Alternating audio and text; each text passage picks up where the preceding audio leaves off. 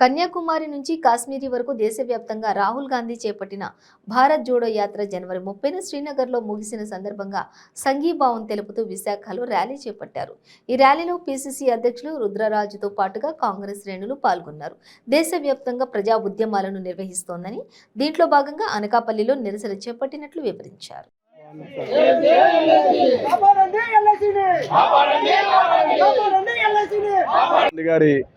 భారత్ జోడో యాత్ర తర్వాత అఖిల భారత కాంగ్రెస్ కమిటీ అధ్యక్షులు మల్లికార్జున్ ఖార్గే గారి యొక్క పిలుపు మేరకు ఆదేశాల మేరకు దేశవ్యాప్తంగా కాంగ్రెస్ పార్టీ శ్రేణులు జనవరి 26 నుంచి మార్చి 26 వరకు మండల స్థాయిలో కానీ, జిల్లా స్థాయిలో కానీ, నగర స్థాయిలో కానీ కాంగ్రెస్ పార్టీ ప్రజా ఉద్యమాలు నిర్మిస్తుంది. దాంట్లో భాగంగా ఈరోజు అనకాపల్లిలో ఈ యొక్క కార్యక్రమాన్ని చేయడం జరిగింది. ప్రధానంగా కాంగ్రెస్ పార్టీ కేంద్ర రాష్ట్ర ప్రభుత్వ ప్రజా వ్యతిరేక విధానాలని ప్రజాక్షేత్రంలోకి తీసుకెళ్లాలని ప్రయత్నం చేస్తోంది. ఈరోజు అఖిల భారత కాంగ్రెస్ కమిటీ పిలుపు మేరకు జాతీయ స్థాయిలో జరుగుతున్నటువంటి పరిణామాలన్నీ మీకు తెలుసు. అదానీ షెల్ కంపెనీలను తయారు చేసి దాని నుంచి స్టేట్ బ్యాంక్ ఆఫ్ ఇండియా దగ్గర నుంచి సుమారు 80,000 కోట్ల రూపాయల రుణం తీసుకుని, ఎల్ఐసి నుంచి కూడా రుణాలు తీసుకుని, ఎస్బీఐ నుంచి కూడా రుణాలు తీసుకుని వాళ్ళు దారి మళ్లించినటువంటి విషయం మనందరికీ తెలుసు.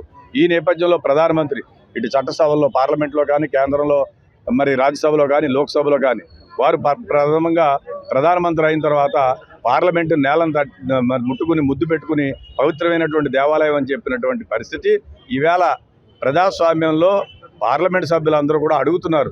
ఈ జరిగినటువంటి కుంభకోణంలో మీ పాత్ర ఏమిటి, జరిగినటువంటి కుంభకోణంలో కేంద్ర ప్రభుత్వం యొక్క పాత్ర ఏంటి అని అడుగుతుంటే నిమ్మకు నీరెత్తనట్లు ఉన్నటువంటి ప్రధానమంత్రిని కాంగ్రెస్ పార్టీ ప్రజాక్షేత్రంలో నిలదీయాలని చూస్తోంది. మేము డిపాజిట్దారుల పక్షాన ఉన్నాం. సన్నకారు, చిన్నకారు రైతులందరూ కూడా చిన్న చిన్న అమౌంట్లు డిపాజిట్ పెట్టుకుంటారు. ప్రధానంగా స్టేట్ బ్యాంక్ ఆఫ్ ఇండియా అన్న, ఎల్ఐసి అన్న ఈ దేశంలో ప్రజలందరికీ కూడా చాలా అచంచలమైనటువంటి విశ్వాసం, నమ్మకం. మరి ఆ డిపాజిట్దారులు పెట్టినటువంటి డబ్బుని అన్యాయంగా, అక్రమంగా అదానీ గ్రూప్కి ఇవ్వడం విషయం మనందరికీ తెలుసు. కాంగ్రెస్ పార్టీగా మేము డిమాండ్ చేస్తున్నాం. ఏవైతే డిపాజిట్దారులు ఉన్నారో వాళ్ళందరూ కూడా న్యాయం జరిగే విధంగా చూడాలి. అదేవిధంగా అదానీ కంపెనీల మీద చర్యలు తీసుకోవాలి. ప్రధానంగా మౌనంగా ఉన్నటువంటి ప్రధానమంత్రి దీని మీద స్పందించి ఈ దేశానికి జవాబుదారీ ప్రధానమంత్రి వారు చెప్పాల్సినటువంటి అవసరం ఉంది.